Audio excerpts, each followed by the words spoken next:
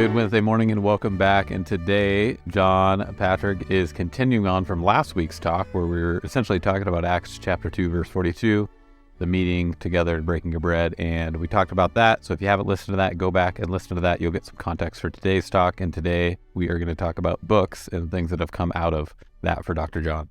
One of the books that I've frequently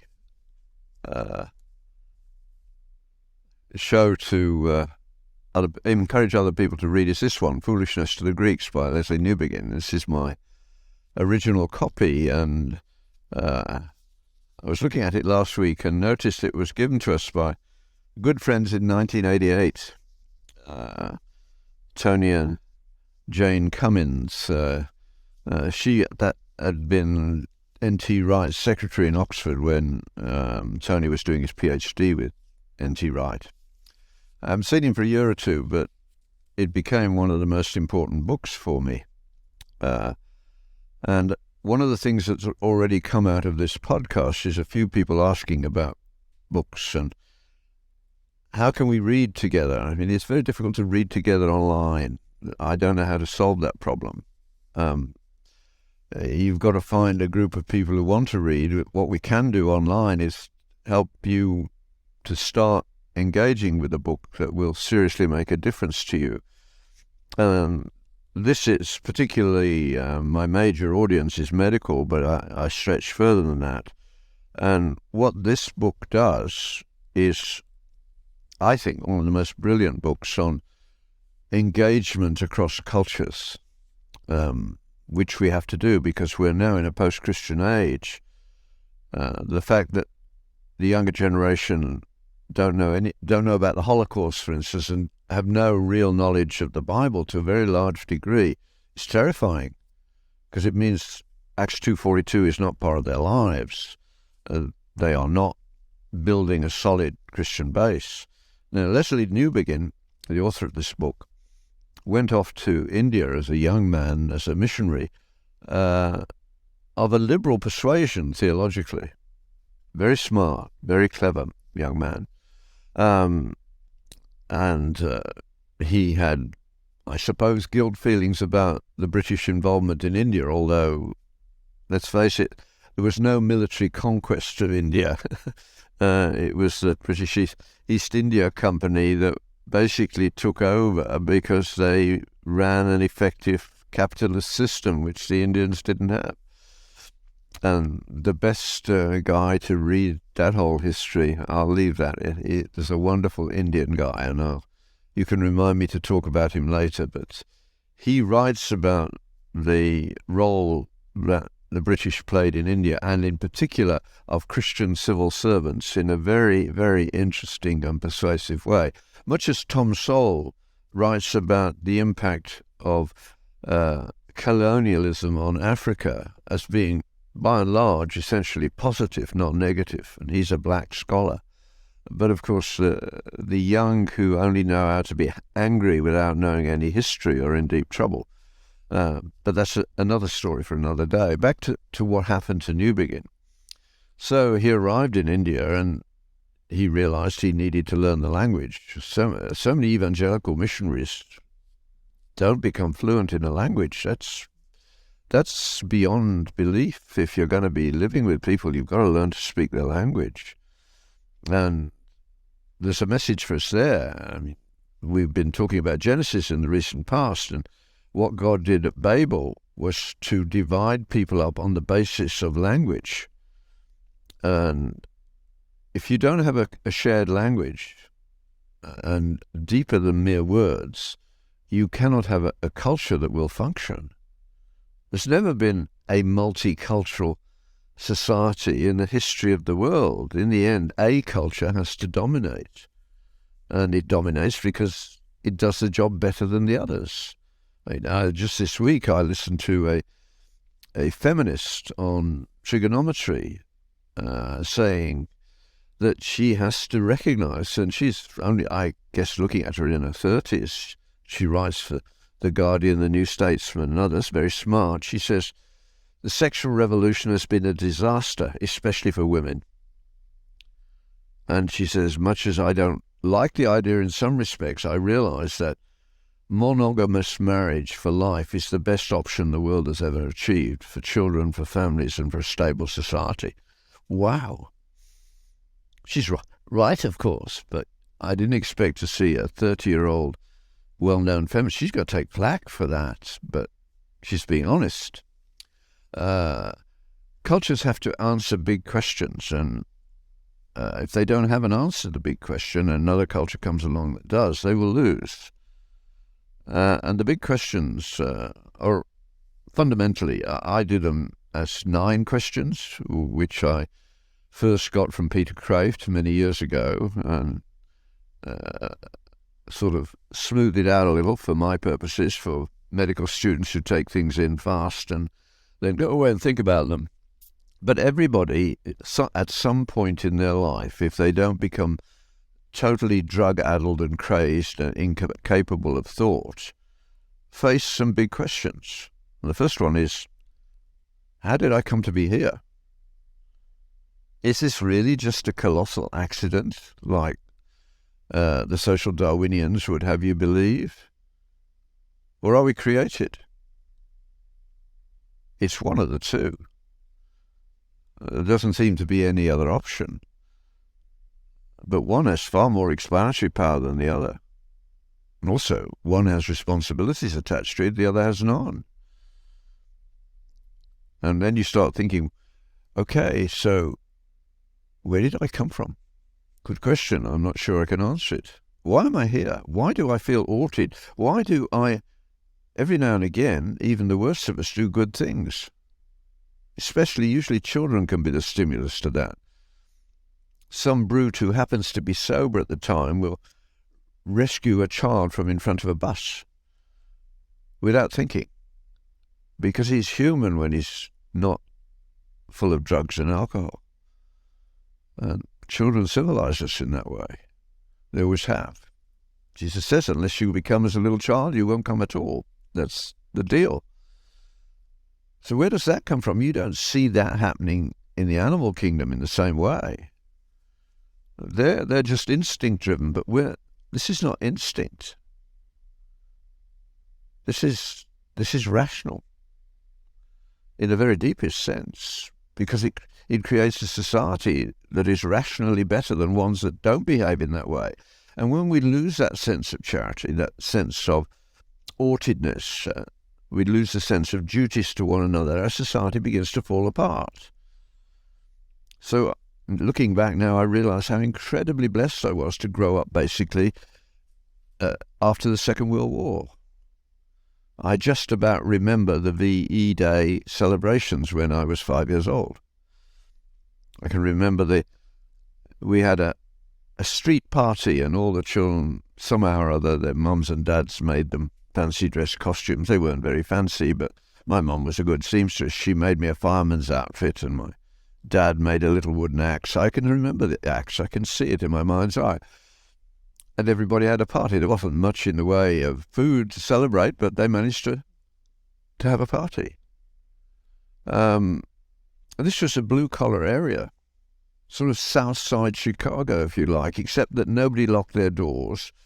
Nobody had a gun. There was never a murder on the street in my lifetime. Divorce was virtually unheard of. I think it happened once in my lifetime on that street, which was the first 18 years of my life.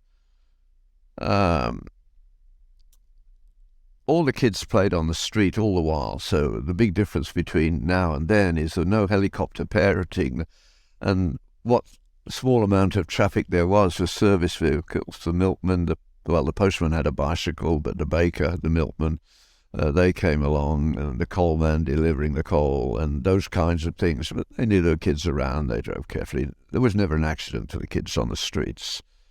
And nobody locked their doors. And that's better than what we have now, where you have trackers on everything, and you're frightened to let your child go to the corner store without a crash helmet and a tracer on him. That's ridiculous. But that's the second question that's been answered, but it was answered by Christianity, Judeo-Christian thought, and had been answered for 2,000 years. Now, the liberal elite who came along who hate God, at least in Britain, they kept the Bible in school for cultural reasons, because they love their literature, and they realized that Shakespeare and all the great writers in English literature were deeply dependent upon scriptural metaphors. So they kept the Bible in school for cultural reasons. And every day in my first, before I went to university, every day at school, 12 years, the Bible was read. Not just a verse, not over the loudspeaker, but in your classroom. And in my case, it was read before I went to school and when I came back as well. So I had the Bible at least 3 times every day and more on Sunday. That goes into your soul, giving you a vocabulary and a form of knowledge that goes much deeper than mere words. And that's what I want to get to in a moment or so, because this guy talks about it very well. In America, in the 60s, you took the Bible out of school and you're paying the price. It was the most stupid educational movement that was ever made in America. And the pretense that all religions are equal. They're not. They're all different. Those that haven't been taken over by stupid multiculturalists, like, do you think if you went to a Muslim country, they'd accept you, give you just as much space in school to read the Bible as to read the Quran? You know perfectly well that wouldn't happen at all. Neither would it happen in a Buddhist or a Hindu society or anywhere else. The only country in the world that allows all religions to have space is Israel. The Muslims didn't allow the Israelis access to their holy sites, but vice versa, the Israelis do. They have a long history. They know that truth matters, and the way to win the battle is that way. But we've lost that, and unfortunately, the Israelis are lost because of their choice about Christ. But they are still the chosen people in many respects, and it shows in their intellectual performance. So that's the second question. Why am I here? Each of the world's great cultures will give you different answers. You have to face the fact that Muslim radicals are reading the Quran literally. It's only if you refuse to read it literally that you won't be a radical. There are at least half a dozen surah in the Quran, which if I was in charge, I would say, if you want to come to this country, fine, we would like to help you, but you must read these out loud and say, I don't believe they apply here. So you've got to deny the bits of the Quran that tell you when you meet a radical, when you meet somebody who doesn't believe, which is most people now, the pagans, who are neo-pagans in North America, even some people who call themselves Christian, if they won't convert to Islam, chop off their head. It's there. It's not deniable. Now, we have sophisticated ways of pretending we've grown past that, but our world is not that much better, is it? So, the question of how you answer the oughts is very big. And I don't have any doubt that the best solution is Judeo-Christian thought. If I thought otherwise, I would be whatever one I thought had got it right more easily. I mean, I was tempted by Marxism until I went behind the Iron Curtain. That's the way to get cured. On an unconducted tour, it only took one trip. I'm glad my Marxist grandfather died before his utopian dreams were dashed, which they were. Utopian dreams always fail, because the great strength of Judeo-Christian thought is it begins right from the beginning. When God says to Cain, evil is crouching at the gate and you must control it. And he didn't.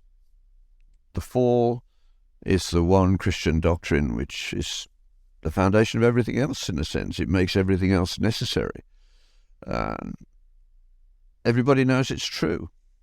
You can say to anyone who's being honest, imagine what you would do if I had the ability to put a bubble over your head with your thoughts on display for the next week like a cartoon character. Where are you going to hide?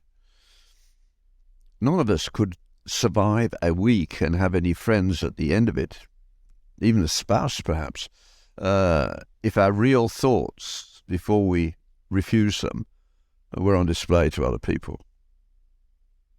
We are a troubled people. We don't know where our thoughts come from or where they go, but my goodness, we know they're real. And we know that when we give in to certain sorts of thoughts, other people pay the price as well as us. So the ought question is huge. And dominantly, what should be insisted upon in high school is that they teach the truth about Darwinism, and they don't have to use a Christian. I'm not concerned about that. The evolution occurs at the micro level, there's no question. I don't know how far it can explain. I know it's not anyway capable of being a total explanation of humanity. But David Stowe, the Australian atheist who committed suicide when he got cancer, was so angry about social Darwinianism, he wrote a book called Darwinian Fairy Tales, which is brilliant. A pen dipped in elegant venom as he attacks the liberal elite for being irrational. There's no basis in Darwinism for the emergence of a moral system. It cannot do that. That should be taught because it's true. And if they want to not teach it, they have to show why. The only way they could do that is by reading David Stowe and then showing that he's wrong, which they cannot do. He's not wrong. He knew he was not wrong, and he knew why. So that's the next question. Where did I come from? Why am I here? Where am I going? I mean, in medicine, you see that at the end of life, everybody has to face that question. Now, what we do in the modern world, and we're doing it increasingly earlier, is we don't allow people to face that question. We make them incapable of facing it, and we shuffle them out of life without ever achieving meaning. That's not good news. And those people who are currently helping their lost relatives to shuffle out of life with MAID are going to pay in terms of psychological, psychic and spiritual dis-ease for the rest of their lives. Yes, the bureaucrats love the idea of people dying 2 months earlier than they would have done because that will save so much money because we spend so much money at the end. But they haven't thought about how much psychiatric drug and alcohol abuse is going to grow out of being an agent in the death of someone you said you loved before they had sorted their soul out. It's going to be a pain beyond words. We're not going to have enough mental health workers to cope. We'll collapse unless we change, unless we repent. It's not a small thing. So that's the next thing. Where am I going? Heaven or hell? There is no hell? Well, the absence of God is where you're going. You may be wrong. There may be a judgment. It may be worse than you think. I don't know. I hope it's just obliteration because I can't imagine permanent suffering in a sense. I would think that without Christ, which would certainly be part of it, you'll be capable of thinking nothing.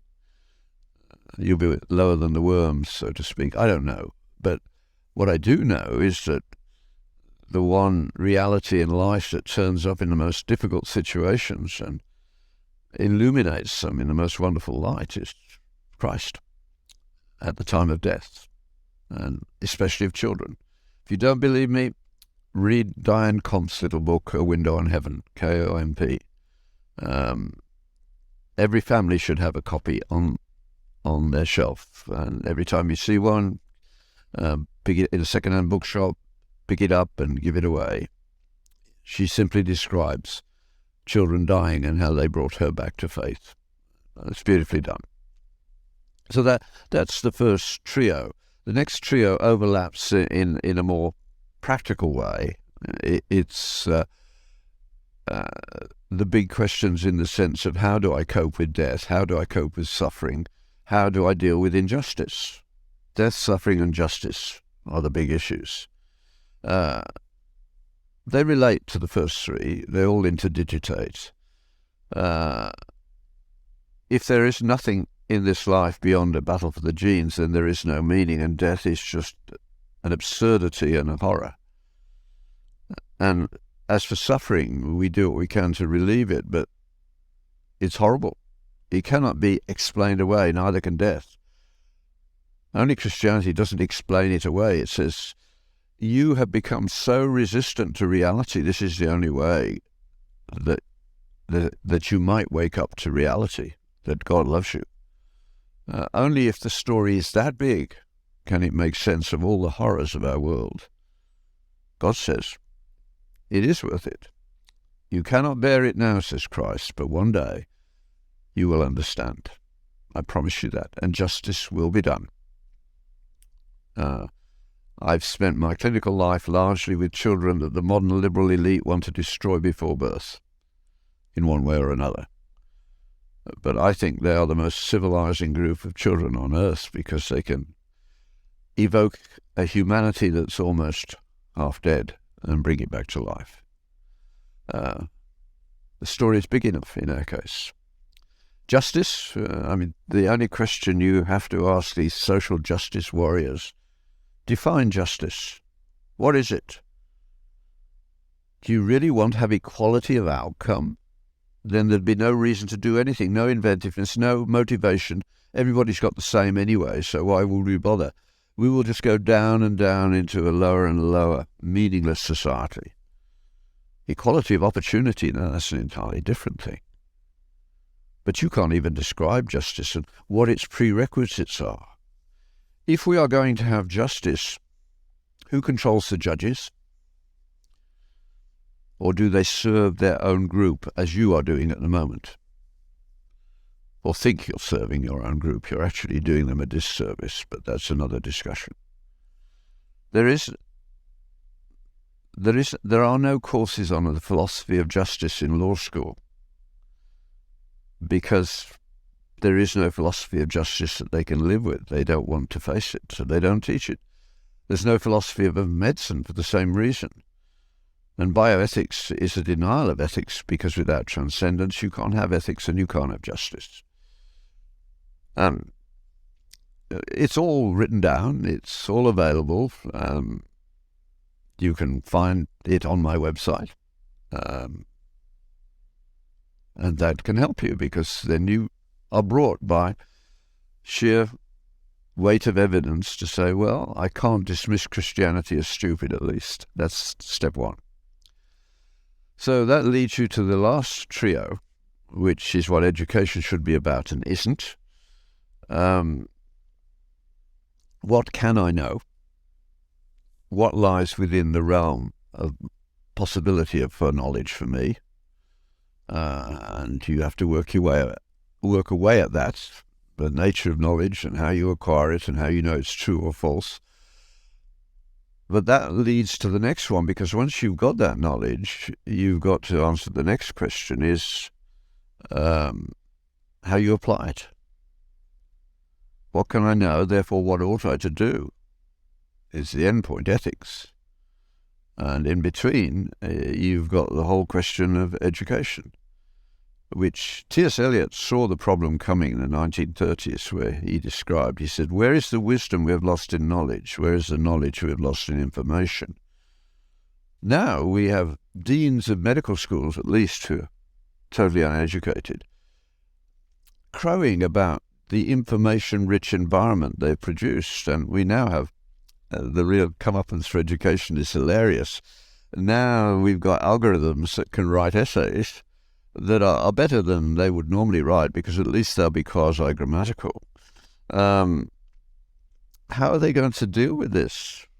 There's only one way it can be dealt with, and they will not enjoy it, because if you want to find out whether somebody can actually think, you have got to give them something to write about without access to all that information. The only thing that's going to be worthwhile is an essay written without access to those phones. You can have the title of the essay before, if you like. That at least mean you can do some research. You won't know exactly what you're going to be asked, and you can sort it out. Einstein said a long while ago, actually, that he considered education mainly to be the action of bringing students into a tacit world. That's I love the term tacit knowledge, and I'll talk about it a little bit, and that will be enough for today, because you can think about tacit knowledge for a very long while once you get your head around the idea. If you look it up in the dictionary, there are multiple definitions, including Einstein's. But the essence of it is very simple. It's knowledge that you have, which is undeniable, but you cannot describe it in a way that other people have to accept it. Anybody who's married could recognize their spouse after a very short time from a rhythm of speech in which you didn't hear the words, even a footfall. There are all sorts of ways I know that Sally is somewhere in the background around here because I can hear her influence. I can't describe it, but that's got to be Sally. And she can certainly do the same with me. Can we describe how we do it? No, we haven't a clue. Medicine is very good in humbling you in that way, because what you do when you really teach medicine, as opposed to the silly information into short-term memory reproduced and you get an A and then you're supposed to be a good doctor and you don't even get through residency. Because patients come to you because they don't feel well. And very often they're inarticulate about what that means. And you now have the process of, it's a very interesting one, of sorting out what's actually going on and then being able to tell them something about it.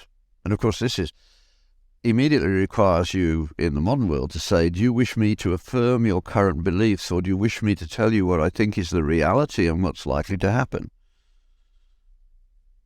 Now they're stuck. I mean, the kids are being abused, and that's the only word for it, being told that they really know that they ought to be the opposite sex and we can help you to do that. Instead of telling them, look, what we will do is remove your ability to have children so that you're not a male or a female. We can't make you one or the other in any complete sense, but you can believe that you're one or the other.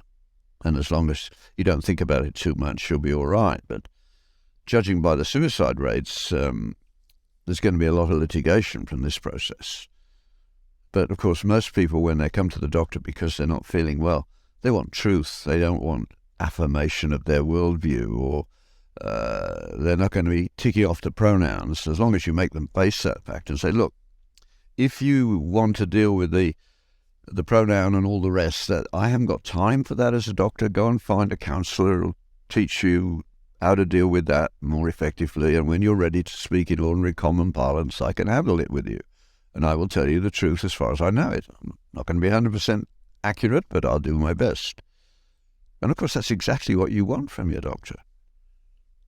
So medicine has got a privileged position. It needs to use it to push back on this nonsense that's going on at the moment.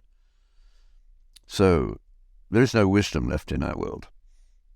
Where is the wisdom? We've lost in knowledge. And the knowledge has been turned into information. Your truth? No, come off it. We really do believe in truth quite frequently. Particularly, we believe in it when our spouse cheats on us, right? Or when you get dumped by your boyfriend or girlfriend. That's not an illusion. What you feel at that moment is a response to a deep requirement in human nature for fidelity. And it's been broken away. That's why no one recovers completely from the divorce of their parents. You adjust to it, you carry on living, but you will always be envious of those children who grew up without ever knowing what it meant. Certainly could not conceive of it happening in their family. I mean, every Christmas and Thanksgiving, when we get together as a family, it almost brings me to tears to think about it, but there's 30 plus people there. And there isn't a person in the room who has gone through the divorce of their parents or their own divorce. That's a gift from on high. And its value is beyond the price of rubies.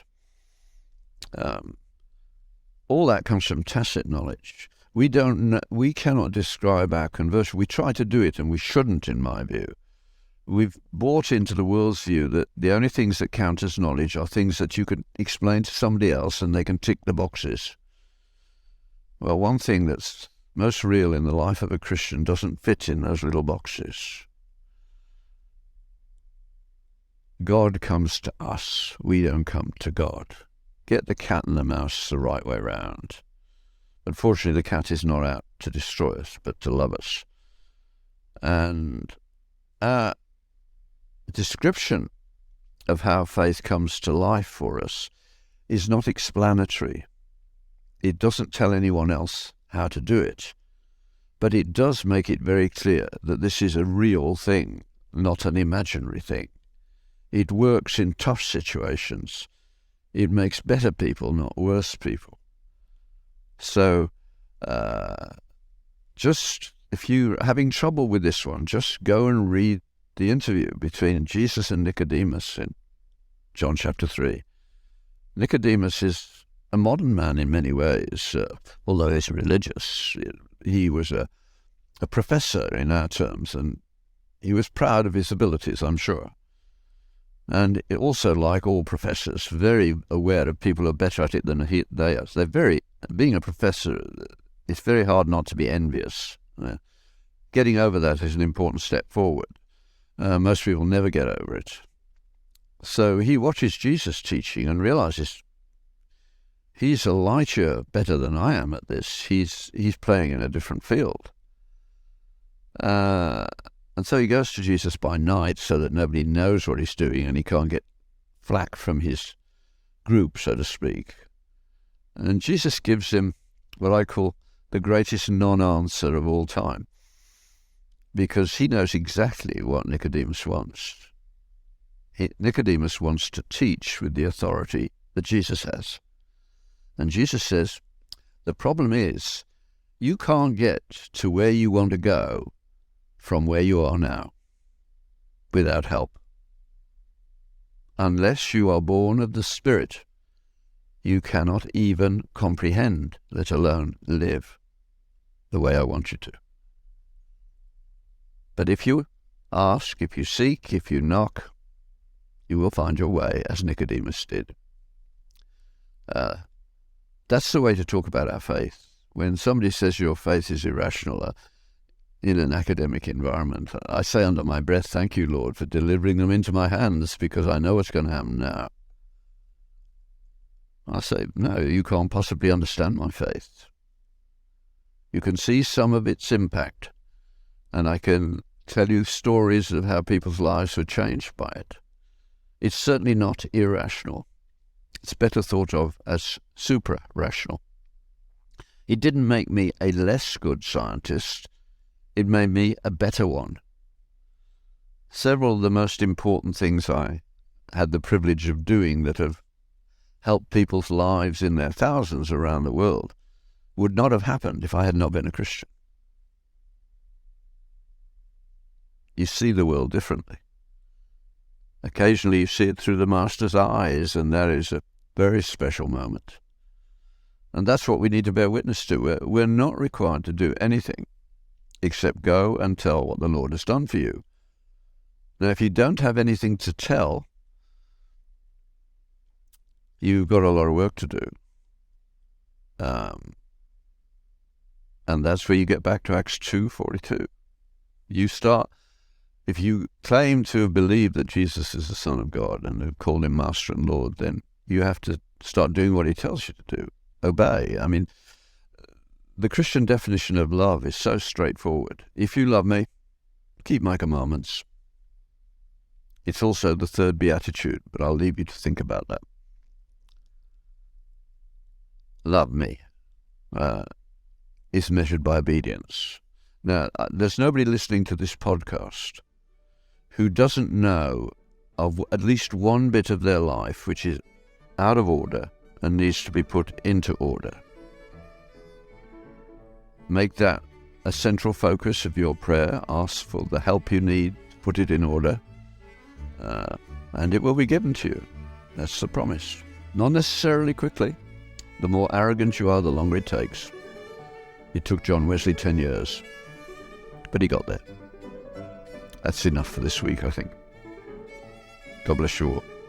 Thank you guys all for listening. We hope you have enjoyed this. If you are enjoying it, think about sharing it with a friend or a colleague. And if you have a question for Dr. John, you can go do that and ask that at johnpatrick.ca/ask. Thank you guys all again. We'll see you all next week.